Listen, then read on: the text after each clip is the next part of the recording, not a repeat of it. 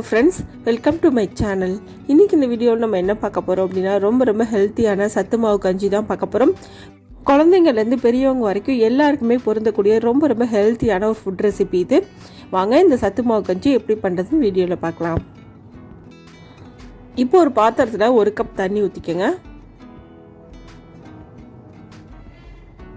இப்போ இது கூட 1 கப் பால் ஊற்றுறேன். 4 ஸ்பூன் அளவுக்கு சத்து மாவு பவுடர் மிக்ஸ் பண்ணிக்கோங்க.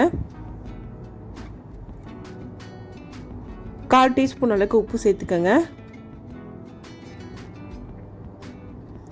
இப்போ இது எல்லாத்தையும் சேர்த்து நல்லா மிக்ஸ் பண்ணணும். கட்டி எதுவும் இல்லாமல் நல்லா கரைச்சிக்கோங்க. நல்லா கரைச்சதுக்கு அப்புறமா தான் நம்ம அடுப்பில் வச்சு குக் பண்ணணும். நம்ம தண்ணி கொதிச்சதுக்கு அப்புறமா மாவு போட்டோம் அப்படின்னா நம்ம கட்டி ஆகிடும். இது மாதிரி நல்லா கரைச்சிட்டு அதுக்கப்புறம் நீங்கள் அடுப்பில் வச்சு குக் பண்ணிங்க அப்படின்னா கஞ்சி வந்து கட்டி எதுவும் இல்லாமல் இருக்கும். இப்போ நல்லா கரைச்சாச்சு. இந்தளவுக்கு நல்லா கரைச்சிக்கோங்க. இப்போ இதை அடுப்பில் வச்சு நம்ம குக் பண்ணிக்கலாம்.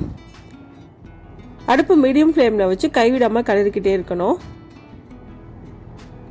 நீங்கள் அப்படியே விட்டுட்டீங்க அப்படின்னா கட்டி ஆகிடும். மிக்ஸ் பண்ணி விட்டுக்கிட்டே இருங்க. இது மேக்ஸிமம் 3லேருந்து 4 நிமிஷத்துக்குள்ளே நல்லாவே குக் ஆகிரும். இப்போ 3 நிமிஷம் ஆயிருக்கு. நல்லா திக்காக இருக்குது. இந்த அளவு குக் ஆனதுக்கப்புறமா நம்ம இது கூட நாட்டு சர்க்கரை ஆட் பண்ணிக்கலாம். நாட்டு சர்க்கரை, வெல்லம், ஒயிட் சுகர் எது வேணாலும் நீங்கள் ஆட் பண்ணிக்கலாம்.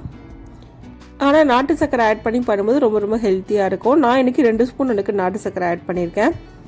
நல்லா மிக்ஸ் பண்ணிக்கலாம். நாட்டு சர்க்கரை உங்கள் ஸ்வீட்டுக்கு ஏற்ற மாதிரி கூடவோ குறைச்சலோ நீங்கள் ஆட் பண்ணிக்கலாம். நாட்டு சர்க்கரை சேர்த்ததுக்கு அப்புறமா 1 நிமிஷம் போல் குக் பண்ணால் போதும். இப்போ 1 நிமிஷம் போல் குக் பண்ணிட்டா நல்லா குக் ஆயிருச்சு. கஞ்சி உங்களுக்கு திக்காக ஆரம்பிக்கும். இந்த ஸ்டேஜ் வரைக்கும் நல்லா குக் பண்ணதுக்கு அப்புறமா நம்ம அடுப்பை ஆஃப் பண்ணிடலாம். ஆறுனதுக்கப்புறம் இன்னும் கொஞ்சம் திக்காகும், உங்களுக்கு சரியாக இருக்கும்.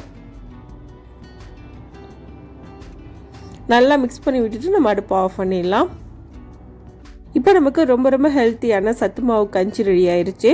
இந்த ரெசிபியை இதே மெத்தடில் நீங்களும் செஞ்சு பாருங்கள்.